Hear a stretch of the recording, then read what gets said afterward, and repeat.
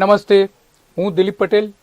સત્તાને સવાલમાં આજે આપણે ખેડૂતોનું જે સહાય પેકેજ જાહેર કરવામાં આવ્યું છે ગુજરાત સરકાર તરફથી, એમાં સરકારે કેટલીક ભૂલો જે રાખી છે એ ભૂલોમાં અનેક સવાલો ઊભા થયા છે. ખેડૂતો ચારે બાજુ પ્રશ્નો પૂછી રહ્યા છે સરકારને, સરકાર જવાબ નથી આપતી. તો આવા ખેડૂતોના શું પ્રશ્નો છે એ આજે આપણે સત્તાને સવાલમાં સામેલ કરી રહ્યા છીએ. એમાં સૌથી મોટી વાત તો એ છે કે રૂપાણી સરકારે, વિજય રૂપાણીની સરકારે કૃષિ પેકેજ જે જાહેર કર્યું છે એ એક આનંદની વાત છે, ખેડૂતો માટે ઘણું રાહતના સમાચાર છે. પરંતુ જે ખેડૂતોને નુકસાન થયું છે એ ખેડૂતો માટે આ રૂપાણીનું કૃષિ પેકેજ નરી છેતરપિંડી છે એવા ખેડૂતોના દાવા છે. ખેડૂતો એ માટે પ્રશ્નો પૂછી રહ્યા છે કે એમણે જે અરજીઓ કરેલી હતી વળતર માટેની, એનું શું થયું? આવા અનેક સવાલો આજે આપણે સત્તાને સવાલમાં કે ન્યૂઝ દ્વારા સરકારને પૂછવાના છે. 56.36 લાખ ખેડૂતોને આ સહાય જાહેર કરવામાં આવી છે. લગભગ 3,795 કરોડ રૂપિયા. મોટી સહાય છે, સારી સહાય છે. પરંતુ એ જે સહાયના નામે જે છેતરપિંડી ખેડૂતોની કરવામાં આવી છે એ છેતરપિંડી શું છે એની આજે સવાલો પૂછીશું સરકારને. સરકાર એના જવાબો આપશે, પ્રજા માટે થઈને જવાબો આપશે. આપણે સરકારે જે જાહેરાત કરી હતી એ અંગે નીતિન પટેલે શું જાહેરાત કરી હતી આપણે સાંભળીએ. ગુજરાત રાજ્યના 33 જિલ્લાના 248 તાલુકાના 18,379 ગામ એટલે ગુજરાતના બધા જ ગામ આવી ગયા. એના અંદાજે 56,36,000 ખાતેદાર ખેડૂતોને આ બધું જ મેં જે વિવરણ કર્યું એનો કુલ સરવાળો પેકેજનો ₹3,795 કરોડની માતબર સહાયનું પેકેજ અમે પરમ દિવસે રાત્રે જ માનનીય મુખ્યમંત્રીશ્રીની કક્ષાએ જે મીટિંગ થઈ એમાં અમે મંજૂર કર્યું છે. નીતિન પટેલે જે જાહેરાત કરી આપણે જોઈ. સરકારનો ઈરાદો એકદમ સ્પષ્ટ છે, ખેડૂતોને મદદ કરવાનું. પરંતુ જે ખેડૂતોને મદદ કરવા માગે છે સરકાર, એમાં બધાને એક જ સરખા મદદ મળી રહી છે. જેમને નુકસાન ગયું છે, ખેડૂતોને મોટા પ્રમાણમાં નુકસાન ગયું છે, એ ખેડૂતોને અન્યાય થઈ રહ્યો છે. આ પેકેજ દ્વારા અસરગ્રસ્ત જાહેર કરવામાં આવેલા વિસ્તારોમાં કેન્દ્ર સરકારની ગાઈડલાઈન મુજબ સહાય પણ મંજૂર કરવામાં આવી હતી. એટલા માટે આ પેકેજમાં ગોટાળાઓ ઊભા થયા છે. સરકાર દ્વારા એ નિયમમાં ફેરફાર કરીને સહાય ₹13,500 હતી તે ઘટાડીને અચાનક ઘટાડી દેવામાં આવી. નવા પેકેજમાં 6,800 કરી દેવામાં આવી છે, એવા ખેડૂતોનો આરોપ છે. ખેડૂતોએ તે માટે અરજી કરી હતી વળતર મેળવવા માટે. જેમને નુકસાન ગયું છે, પાક નિષ્ફળ ગયો છે, પાક ઉપર વધારે પાણી પડવાના કારણે લીલો દુષ્કાળ જેવી પરિસ્થિતિ ઊભી થઈ છે, એમાં જે નુકસાન ગયું છે એના માટેની જે અરજીઓ કરેલી હતી વળતર માટેની, એને એ ખેડૂતોને નુકસાન થઈ રહ્યું છે. તેથી તે પ્રમાણે સહાય ચૂકવવામાં આવી, ખેડૂતોની માંગણી કરવામાં આવી રહ્યા છે.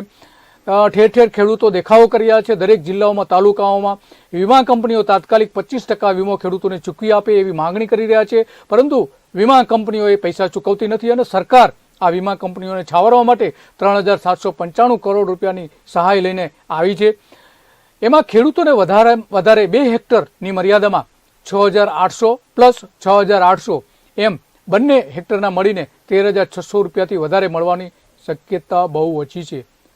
SDRFની જે જોગવાઈઓ મુજબ ₹13,500 પ્રતિ હેક્ટર વધારામાં ખેડૂતોને જે મળવા જોઈતા હતા, એટલે કે 2 હેક્ટર પ્રમાણે 13,500 પ્લસ 13,500 ગણીને 27,000 રૂપિયા સરકારે આપવા પડે તેની જગ્યાએ સરકારના નવા પેકેજમાં અડધા જ રૂપિયા 13,600 આપવામાં આવશે. એનો મતલબ એ થયો કે ખેડૂતોએ જે ખરેખર વાસ્તવિક જેમને નુકસાન થયું છે એ ખેડૂતોને અન્યાય થયો છે, અને જે ખેડૂતોને નુકસાન નથી ગયું એ ખેડૂતોને સૌથી મોટો ફાયદો થયો છે. આ કુદરતી ન્યાયના સિદ્ધાંતની વિરુદ્ધ છે. ખેડૂતોની માંગણી વાજબી છે એવા ખેડૂત નિષ્ણાંતો, એગ્રીકલ્ચરના જે નિષ્ણાંતો છે એ પણ કહી રહ્યા છે. એક હેક્ટરે 6,800 રૂપિયા એટલે કે વીઘા દીઠ 1,000 રૂપિયા સરકાર આપશે. એક વીઘા દીઠ ખેડૂતોનો હક 13,500 મેળવવાનો છે. સરકાર ખેડૂતો સાથે દ્રોહ કર્યો હોય એમ ખેડૂતો કહી રહ્યા છે. ખેડૂત આગેવાન રતનસિંહ ડોડિયા સુરેન્દ્રનગરના છે. તેઓ કહે છે કે આ સરકારની છેતરપિંડી છે, સરકારનો દ્રોહ છે, ખેડૂતો સાથેનો દ્રોહ છે. એટલા માટે આ પેકેજ અમને માન્ય નથી, અમે જે અરજી કરી છે એ પ્રમાણે અમને સહાય કરવામાં આવે. રૂપાણીનું કૃષિ પેકેજ જે નરી છેતરપિંડી છે એવું એમણે સ્પષ્ટપણે કહ્યું છે. સીએમ રૂપાણી શું કહે છે એ આપણે સાંભળીએ. ગુજરાતમાં માવઠું પડ્યા પછી 3,700 કરોડનું પેકેજ રાજ્ય સરકારે ખેડૂતોને આપ્યું. હું જ્યારથી સમજણો થયો ત્યારથી અનેક માવઠાઓ પડ્યા છે. અહીંયા ઘણા મારાથી પણ મોટી ઉંમરના વડીલો બેઠા છે. એક પણ સરકારે અગાઉ માવઠા પછી આટલી મોટી રકમમાં કોઈ દિવસ ખેડૂતોને આપ્યા હોય એવું યાદ નથી. આ રાજ્ય સરકાર પૈસાની ચિંતા કરતી નથી, પરંતુ લોકોના સુખે સુખી, લોકોના દુખે દુખી. અને અમારી સરકાર ગરીબોની, પીડિતોની, ગામડાઓની, ખેડૂતોની, શોષિતોની આ સરકાર છે. અને એમના માટે સંસાધનો ઉપર અમે અધિકાર આપ્યા છે કે તમામ સંસાધનો એ આ લોકો માટે વપરાય. અને એટલા માટે રાજ્ય સરકાર તિજોરીમાં પૈસા, લોકોના કરના પૈસા લોકો માટે વાપરવા માટે આ સરકાર કટિબદ્ધ. મુખ્યપ્રધાનની વાત આપણે સાંભળી. એમનો ઈરાદો સ્પષ્ટ છે, ખેડૂતોને મદદ કરવામાં, ખેડૂતોને સહાય આપવામાં. પરંતુ એમની સારી દાનત હોવા છતાં પણ અન્યાય થઈ રહ્યો છે. એટલા માટે રૂપાણીએ આ પેકેજની ફેર વિચારણા કરવી જોઈએ અને વીમા કંપનીઓને ફરજ પાડવી જોઈએ કે તે ખેડૂતોને વીમો ચૂકવી આપે. કારણ કે અસરગ્રસ્ત જાહેર કરવામાં આવેલા વિસ્તારોમાં કેન્દ્ર સરકારની ગાઈડલાઈન મુજબ સહાય પણ મંજૂર કરવામાં આવેલી હતી. એટલા માટે ડુપ્લિકેશન થઈ રહ્યું છે. સરકાર દ્વારા એ નિયમમાં ફેરફાર કરીને સહાય રૂપિયા 13,500 કરી ઘટાડીને 6,800 કરી રાખવામાં આવી છે. ખેડૂતોએ એ માટે અરજીઓ કરી હતી, તેવી તેથી પ્રમાણિકપણે ખેડૂતો કહે છે કે જે અમે માંગણી કરી છે અમને માંગણી આપવામાં આવે. અમે પ્રીમિયમ ભરેલું છે, એટલા માટે વીમા કંપનીઓ તાત્કાલિક 50%ના ધોરણે, 25%ના ધોરણે સહાય ચૂકવી આપે. ભલે સરકારે સહાય જાહેર કરી હોય, પરંતુ કેન્દ્ર સરકારની જે સહાય છે, કેન્દ્ર સરકારે નક્કી કરેલા નિયમો છે એ પ્રમાણેના અમને મદદ મળવી જોઈએ. કારણ કે આ જે કંઈ થઈ રહ્યું છે એમાં ખેડૂતોને અન્યાય છે. ખાસ કરીને જ્યાં લીલો દુષ્કાળ પડ્યો છે એ દુષ્કાળમાં આ અસર થઈ રહી છે. રાજ્યના સરકારે જે ગુજરાત સરકારે જે જાહેરાત કરી છે, વિજય રૂપાણીએ જે જાહેરાત કરી છે, એ રાજ્યના તમામ જિલ્લાના 248 તાલુકાના 18,369 ગામોના 56.36 લાખ ખાતેદારોને આ સહાય આપી છે, 3,795 કરોડની. એ ગુજરાતના ઇતિહાસમાં સૌથી મોટી હોવાનું સરકાર પોતે કહી રહી છે. આર્થિક સહાય તો કરી છે સરકારે, પ્રથમ સહાય પેકેજ છે એવું પણ સરકાર કહે છે.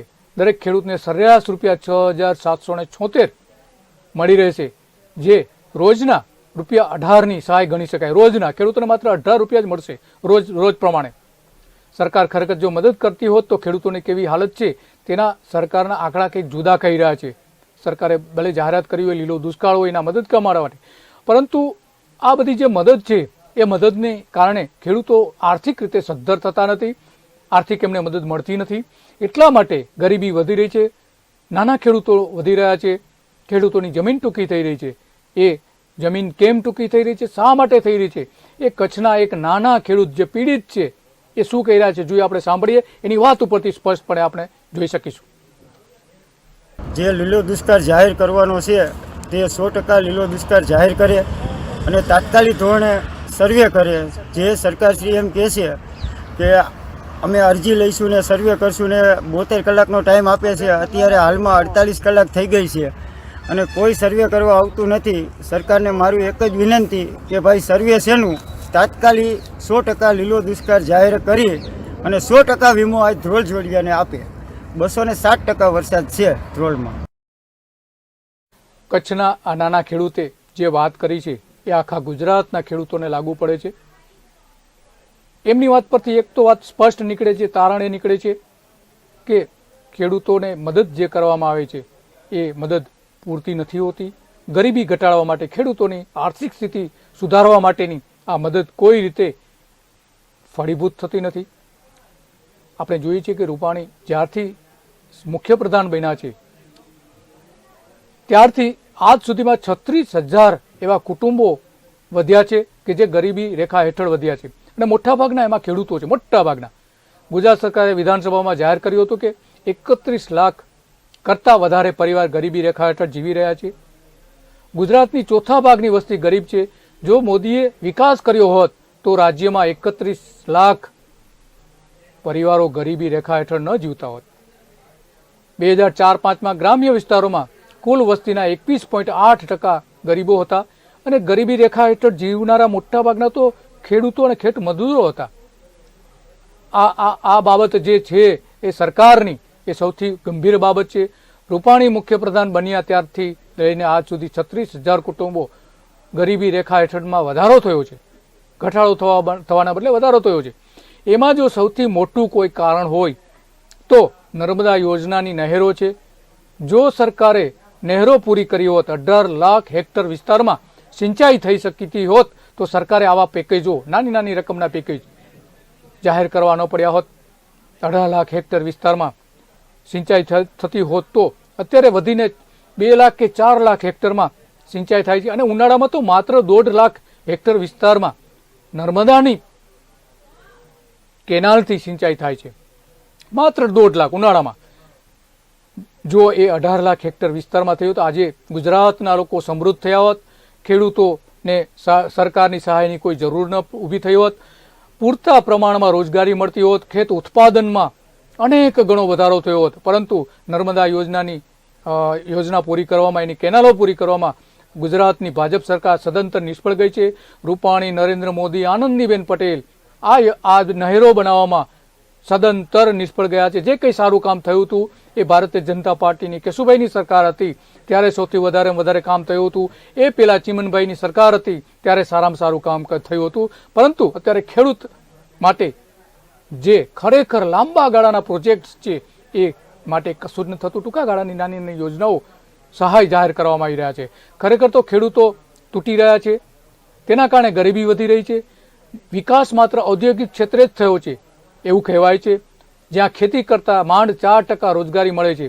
ખેતીમાં જે રોજગારી મળે છે એના કરતાં 4% જ રોજગારી ઉદ્યોગોમાં મળે છે. તેથી 2017ની ગુજરાત વિધાનસભાની ચૂંટણીમાં ગ્રામ્ય વિસ્તારોએ ભાજપને મત નહોતા આપ્યા, વિપક્ષને વધારે આપ્યા હતા અને વધારે ધારાસભ્યો, વિપક્ષના વધારે ધારાસભ્યો ગ્રામ્ય વિસ્તારોમાંથી ચૂંટાયા છે. આ સરકારની સૌથી મોટી નિષ્ફળતા છે. 12 જુલાઈ 2018માં ગરીબીના આંકડા જાહેર કરાયા હતા. તે બતાવે છે કે ઉદ્યોગોથી રોજગારી મળતી નથી પણ ખેતીથી મોટી રોજગારી મળે છે. એ આ સરકારો સમજતી નથી. ભારતીય જનતા પાર્ટીની મૂડીવાદી સરકાર સમજતી નથી કે ખેતી એ મોટી રોજગારીનું સાધન છે. જો ત્યાં રોજગારી પૂરી પાડવામાં આવે તો સરકારે નાના નાના જે પેકેજ જાહેર કરવામાં આવે છે 3,000-4,000 કરોડના તમામ ખેડૂતો માટેના, એ જાહેર ન કરવા પડ્યા હોત. પહેલાં તમે નહેરો બનાવો, નર્મદા યોજનાની નહેરો સૌથી પૂરી કરો, ખેતર સુધી પાણી પહોંચે, 18 લાખ હેક્ટરમાં પાણી પહોંચે એ માટેની વ્યવસ્થા કરો તો આ બધા પેકેજની જરૂર નહીં પડે. ગરીબી દૂર કરવા માટેનું સૌથી મોટું હથિયાર જો હોય તો એ નર્મદા યોજના છે. પરંતુ રાજ્ય સરકાર કેમ જાણે આના માટે કશું જ કરવા કંઈ તૈયાર ન હોય એ રીતનું વર્તન કરી રહી છે. એટલા માટે ખેતી તૂટી રહી છે. કેમ તૂટી રહી છે? સરકારની અણાવડતના કારણે ખેડૂતોની કેવી ખરાબ હાલત થાય છે એ દ્વારકાના ખેડૂત આગેવાન પાલભાઈના શબ્દો પરથી આપણે સ્પષ્ટ થાય છે. નીતિનભાઈએ જે વાત કરી કે આ ઇતિહાસની પહેલી ઘટના છે, તો નીતિનભાઈ 1 મે 1960 થી લઈને આજ દી સુધીમાં 146% ગુજરાતમાં વરસાદ ક્યારેય નથી નોંધાણો. કમોસમી વરસાદ 5 ઇંચ 7 ઇંચ વરસાદ ક્યારેય નથી નોંધાણો. પહેલી વખત આવું ખેડૂતો ઉપર અતિવૃષ્ટિ અને ત્યારબાદ કમોસમી રૂપી આફત આવી છે ત્યારે તમારી ફરજ પડી છે કે તમારે આ કરવું પડ્યું છે અને એ ખેડૂત આગેવાનો અને જાહેર માધ્યમોએ તમારી પાસે કરાવડાવ્યું છે. ત્રીજી વસ્તુ મહત્વની, રાજ્ય સરકારે જ્યારે સ્વીકાર્યું છે કે 4,000 કરોડ જેટલું નુકસાન થયું છે, કારણ કે 3,700 કરોડનું પેકેજ આપ્યું છે, જો કોઈ પણ ખેડૂતને 16 હેક્ટર જગ્યા હોય તો પણ એને 2 હેક્ટરનું જ વળતર મળવાનું છે, એટલે કે 8 ગણું વળતર તો તમે હજી આપી જ નથી શક્યા. જ્યારે નુકસાન ખરેખર ખેડૂતને આ માત્ર 4,000 કરોડ નહીં, એના 8 ગણું કરો તો 32,000 કરોડ જેટલું નુકસાન થયું છે. આ 32,000 કરોડની સામે તમે જ્યારે 3,700 કરોડ આપો છો એ ખેડૂત માટે બહુ નગણ્ય વસ્તુ છે. પણ ગુજરાતમાં કહેવત છે કે ભાગતા ભૂતની ચોટલી પણ સારી. અમે ખેડૂતો અત્યારે ચોટલીથી સંતોષ માનીએ છીએ, પણ હારે હારે રાજ્ય સરકારને અલ્ટિમેટમ આપીએ છીએ કે પાક વીમા કંપનીઓ જે છે એમાં ખેડૂતોએ પોતે કાયદેસરનું પ્રીમિયમ ભર્યું છે, ખેડૂતોનો કાયદેસરનો હક છે, અને રાજ્ય સરકારની પોતાની ફરજ છે કે આ વીમા કંપનીમાંથી ક્યાંય છટકી ન જાય. ખેડૂતોને 100% પાક વીમો અપાવવો એ રાજ્ય સરકારની ફરજ છે. ત્યારે રાજ્ય સરકાર પાસેથી અપેક્ષા અને આશા લઈ અને ગુજરાતનો ખેડૂત ઊભો છે કે તાત્કાલિક ધોરણે ગુજરાતના તમામ ખેડૂતોને જેણે વીમો લીધો છે એને તમામ ખેડૂતોને 100% પાક વીમો જાહેર કરવામાં આવે. ખેડૂત આગેવાન કે જે પોતે ખેતી કરે છે અને ખેતીના અનુભવોના આધારે પાલભાઈ બોલી રહ્યા છે. પાલભાઈની શબ્દોમાં આપણે ભારોભાર જોઈએ છીએ કે સરકાર કઈ રીતે અન્યાય કરી રહી છે. સરકારે ખરેખર ખેડૂતોને કઈ રીતે મદદ કરવી જોઈએ એ પાલભાઈ જેવા ખેડૂતોને પૂછે તો પણ ઘણું છે. સરકાર સચિવાલયમાંથી બહાર નીકળે, એર કન્ડિશન ઓફિસમાં બેસતા અધિકારીઓની કચેરીઓમાંથી બહાર નીકળે તો ખરેખર ગુજરાતમાં શું પરિસ્થિતિ છે એનો ખ્યાલ આવે. પાલભાઈ જે કહી રહ્યા છે એનો ખ્યાલ આવે. ગુજરાતમાં 1.20 કરોડ જમીનના નાના નાના ટુકડાઓ છે, એ શા માટે ટુકડાઓ થઈ રહ્યા છે એ અધિકારીઓને ખ્યાલ આવે. 50 થી 56 લાખ ખેડૂત કુટુંબો છે, એની હાલત શું છે, એના ઉપર 24,000 કરોડ રૂપિયાનું દેવું કઈ રીતે ચડી ગયું છે એ બહાર આવી શકે.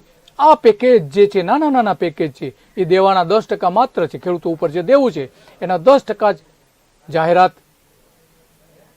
રૂપાણી સરકારે કરી છે. 42% ખેડૂત કુટુંબો પર સરેરાશ દરેક પર ₹16.74 લાખનું દેવું છે. 16 લાખ રૂપિયાનું દેવું છે એવું કહી શકાય આ આંકડાઓ પરથી. આ અત્યંત ગંભીર બાબત છે. રૂપાણીની સરકારે ખરેખર તો ખેડૂતોના ઉદ્ધાર માટે લાંબા ગાળાની યોજના બનાવવાની જરૂર છે. એમાંય ખાસ કરીને કૃષિ નીતિ જે સરકાર બનાવી નથી, સુપ્રીમ કોર્ટે કહ્યું છે, ગુજરાત હાઈકોર્ટે કહેલું છે કે તમે કૃષિ નીતિ બનાવો, પરંતુ કૃષિ નીતિ આજ સુધી બનાવવામાં નથી આવતી. એ માટે જો કોઈ જવાબદાર હોય તો વિજય રૂપાણીની સરકાર છે. શા માટે તમે કૃષિ નીતિ બનાવતા નથી? 15 વર્ષમાં ખેત મજૂરોનો વધારો થયો છે. એ વધારો થયો છે એનું પ્લાનિંગ તમે કરી શક્યા હોત જો તમારી પાસે કૃષિ નીતિ હોત. 17 લાખ ખેત મજૂરોનો વધારો થયો છે તમારી જ સરકારમાં. આ ખેત મજૂરો કેમ વધી રહ્યા છે? કારણ કે તમારી પાસે કૃષિ નીતિ સ્પષ્ટપણે નથી. 2001 પછી 4 લાખ ખેડૂતો ઘટી ગયા છે જે ગરીબ બની જતા ખેડૂત તરીકે કામ કરે છે, ખેડૂત તરીકે મટી ગયા છે. અને હવે ગરીબ બની જવાના કારણે ખેત મજૂરી કરી રહ્યા છે. જમીન નાના નાના ટુકડાઓમાં વહેંચાઈ રહી છે. આવા નાના પેકેજથી કોઈનો ઉદ્ધાર નથી થવાનો. સરકાર દ્વારા રૂપાણીએ સમજવાની જરૂર છે. ખેડૂતો વારંવાર પૂછી રહ્યા છે કે રૂપાણી સરકાર કેમ આવું કરી રહી છે, શા માટે ખેડૂત વિરોધી વલણ અપનાવી રહી છે. કુટુંબ વિભાજનના કારણે જમીનના ટુકડા ફેરવાઈ રહી છે, એ સરકારે વિચારવું જોઈએ. તેથી તે જમીન ખેડવી પોસાય તેમ ન હોવાથી ખેડૂતો જમીન વેચી રહ્યા છે. જમીન વેચીને તેઓ મજૂરી કામ માટે જોતરાઈ રહ્યા છે. ગુજરાતમાં 2005-06માં 46.61 લાખ ખેડૂતો હતા, તે 2010-11માં વધીને 48.85 લાખ થયા છે. 2018માં વધીને 50 લાખ થયા હતા. જમીન ધારકોની સંખ્યા 2.25 લાખ જેટલી વધી હતી. પરંતુ તેની સામે વર્ષ 2005-06માં કૃષિ જમીન જે કુલ 102 કરોડ હેક્ટર હતી તે 2010-11માં ઘટીને 98.98 લાખ હેક્ટર થઈ ગઈ હતી. જામનગરના ખેડૂતને આપણે સાંભળીએ ખરેખર એ શું કહી રહ્યા છે. સાહેબ, જે કાલ સાંજે જે વરસાદ થયો એમાં ખેડૂતોને મહામૂલો નુકસાન થયો છે. કારણ કે પહેલાં અમે 2 થી 3 વાર તો આ એરંડાને વાવ્યા છે, ત્યારે પણ મોટો નુકસાન હતો. પહેલાં વાવી લઈને વરસાદ થઈ જાય એટલે ઉપર બગડી જતા હતા, એટલે 2 વારના એને વાવી અને કમ્પ્લીટ કરી લીધા. પછી સાહેબ 3 વાર તો એની અંદર ઈયળ આવી, ઘોડિયા ઈયળ. એટલે એ ઈયળને અમે 800 રૂપિયા લીટરના દઈ અને ખેડૂતોએ મારી. અને સાહેબ આજે જે કાલ સાંજના જે કરા સાથે જે વરસાદ પડ્યો એમાં બિલકુલ અમારા એરંડા કે જે જુવાર હતી કે જે ગુવાર હતા કે જે અમારા પાકો હતા બિલકુલ નિષ્ફળ થઈ ગયા છે, ઝીરો થઈ ગયો છે. હવે સાહેબ અમે ગઈ સાલનું પણ 18નો પાક વીમો આજ સુધી અમને મળ્યો નથી. ખૂબ અમે રજૂઆતો કરી, આજ સુધી મળ્યો નથી. અને અત્યારે એમ કહેવામાં આવે છે કે અંજાર તાલુકાને ખાલી પાક વીમામાં રાખ્યો છે, અસરગ્રસ્તમાં રાખ્યો છે, પણ અમારો તાલુકો આવતો નથી. તો મહેરબાની કરી ગુજરાત સરકારને અને કંપનીને મહેરબાની કરીને કંપનીને સાવરેની ગુજરાત સરકાર એનું પણ ધ્યાન દે અને કંપનીને વહેલી તકે ખેડૂતના ખાતામાં રૂપિયા નખાવે, આ અમારી અરજ છે. નકર ખેડૂતો અત્યારે આપઘાત કરવાને તૈયારી છે. મહેરબાની કરી અને આ અમારો તાત્કાલિક આ ડિબેટ અમારી સાંભળી અને ગુજરાત સરકાર કંપની ઉપર દબાણ લાવી અને વહેલામાં વહેલો સર્વે કરે. સાહેબ જે સર્વે કરવા આવે છે એ બાર નીકળી જાય છે, એટલે તાત્કાલિક ભચાઉ તાલુકાના અમારા ખેડૂતોનું સર્વે થાય, તાત્કાલિક અમને રૂપિયાને ચૂકવણું થાય, નકા ખેડૂતો ગરીબ માણસો મરી રહેશે. સાહેબ અમે દેવાના ડુંગર નીચે અત્યારે દબાયેલા છીએ. આજ 3 વર્ષથી આ દુષ્કાળની પરિસ્થિતિ હતી. આજે બહુ મોટો નુકસાન થઈ રહ્યો છે. મોટો પહેલાં વરસાદ બહુ થયો અને અત્યારે આ કરા પડ્યા, એટલે અમારે બિલકુલ કાંઈ લેવાનું નથી. અમારા દરદાગીના જે હતા એ વેચી અને આ ખેતીની અંદર નાખી દીધા છે. અત્યારે ખેતીમાં બિલકુલ 1% લેવાનું નહીં થાય. સાહેબ અત્યારે અમારે રવિ પાક પણ નહીં થઈ શકે, કારણ કે આ એરંડાને અત્યારે અમારે કાઢવા કઈ રીતે? અત્યારે 250-300 રૂપિયા મજૂર લે છે, તો અમારી પાસે મજૂરી દેવા પણ રૂપિયા છે નહીં. અને મજૂરો જે અમે રાખેલા છે એને અમારે સાહેબ અત્યારે શું ખવડાવો? એટલે બધા હેરાનગતિની પરિસ્થિતિ છે. મહેરબાની કરીને તાત્કાલિક સર્વે થાય. નકર સાહેબ આગળના દોરમાં અમારે ગાંધી ચિંધ્યા માર્ગે જઈ અને આંદોલન કરવાની ફરજ પડશે. એટલી ફરજ ન પાડો અને મહેરબાની કરીને તાત્કાલિક સર્વે કરી અને ગરીબ ખેડૂતોની ધા સાંભળી અને સાહેબ કૃષિ ધન અને ખેતી વિકાસ, આપણે જો ખેતી હશે અને કૃષિ ધન જો બચાવવો હશે તો સાહેબ તમારે કંઈક ને કંઈક સહાય કરી અને જલ્દી અમારો આ નિવેડો લાવવો પડશે. જામનગરના ખેડૂતને આપણે સાંભળ્યા.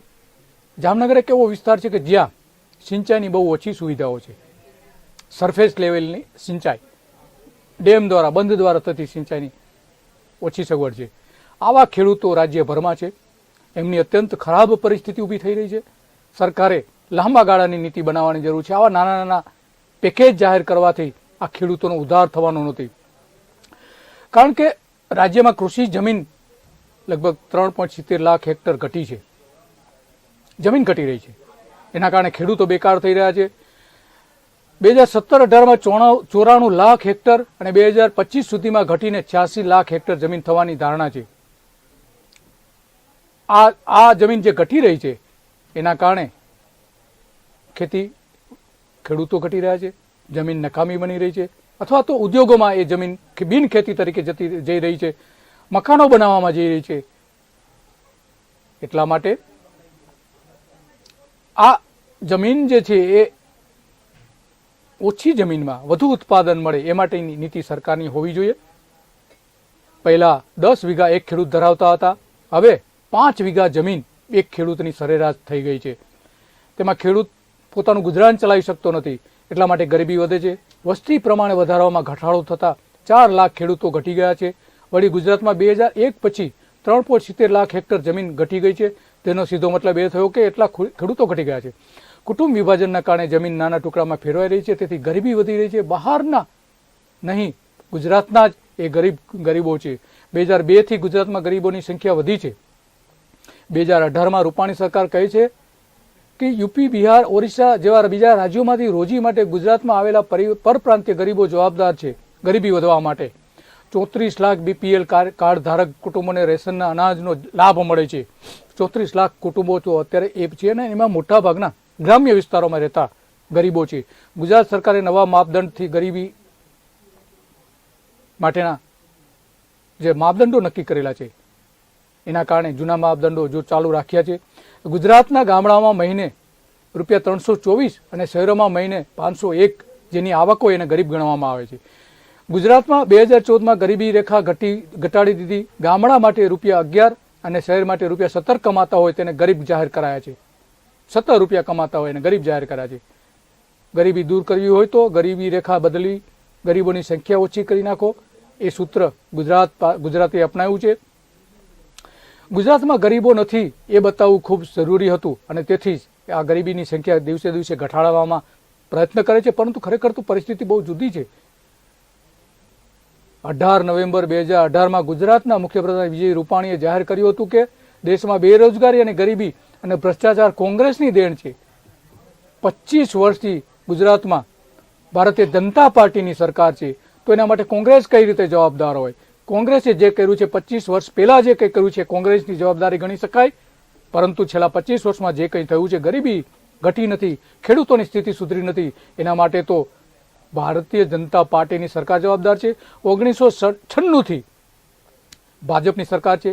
23 વર્ષ તો આ થઈ ગયા, અને મિશ્ર સરકાર સાથે ગણીએ તો 25 વર્ષ ભારતીય જનતા પાર્ટીની ભાગીદારી સાથેની સરકાર રહી છે. 1991માં ચીમનભાઈ સરકારની વખતે પણ ભારતીય જનતા પાર્ટીની ભાગીદારી સરકાર હતી.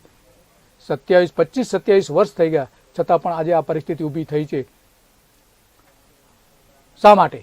રૂપાણી સરકાર જે ગરીબોને અનાજ આપે છે એમાં પણ અબજો રૂપિયાનું કૌભાંડ બહાર આવ્યું છે. અને એના કારણે ગરીબી જે વધી છે, ગરીબોને અનાજ પણ નથી મળતું. 25%થી વધુ પરિવારો ગરીબી રેખા નીચે જીવી રહ્યા છે. એના માટે જો કોઈ જવાબદાર હોય તો ભારતીય જનતા પાર્ટીની સરકાર છે. ગરીબ વિરોધી સરકાર હોય એવું આ ચિત્ર બતાવી રહ્યું છે. શા માટે સરકાર આવું કરી રહી છે? એ ગરીબી વધવાનું મુખ્ય કારણ તો ખેડૂતો છે. ખેડૂતો પોતાની જમીન ગુમાવી રહ્યા છે અને એના કારણે એ મજૂરી તરફ વળી રહ્યા છે. શહેરોમાં મજૂરો હિજરત કરે છે. ગરીબોને રહેવા માટે 50 લાખ મકાનો 2012થી બનાવવાનો વાયદો ભારતીય જનતા પાર્ટીની સરકારે કરેલો હતો, પરંતુ થઈ શક્યું નથી હજુ સુધી.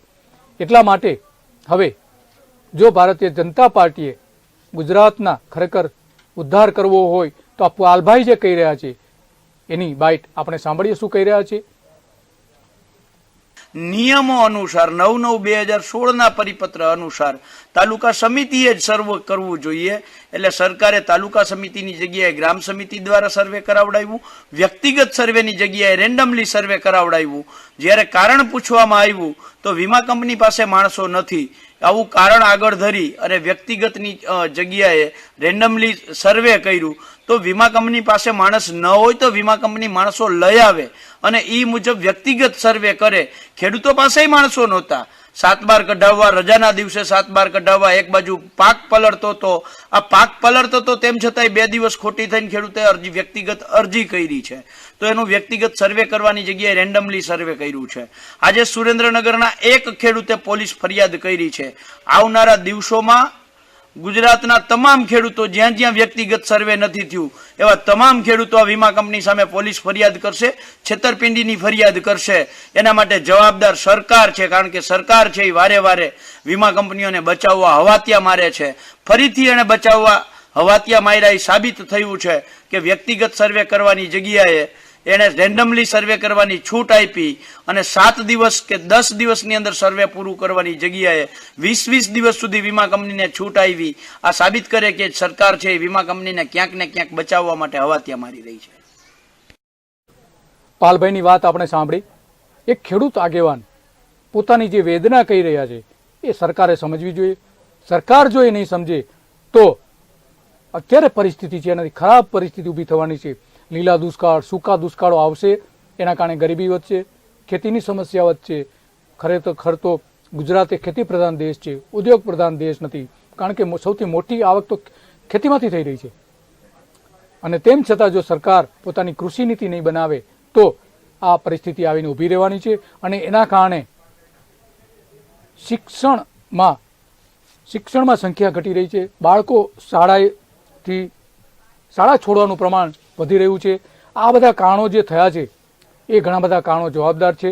માટે સરકારે કૃષિ નીતિ બનાવવી જોઈએ અને આવા પેકેજથી દૂર રહેવું જોઈએ. લાંબા ગાળાની નીતિ બનાવવી જોઈએ. નર્મદા યોજના પહેલા પૂરી કરો, એની નહેરો પૂરી કરો તો ગરીબી આપોઆપ દૂર થશે. ખેડૂતોને આ સહાય કરવાની કોઈ જરૂર નહીં પડે. નમસ્તે.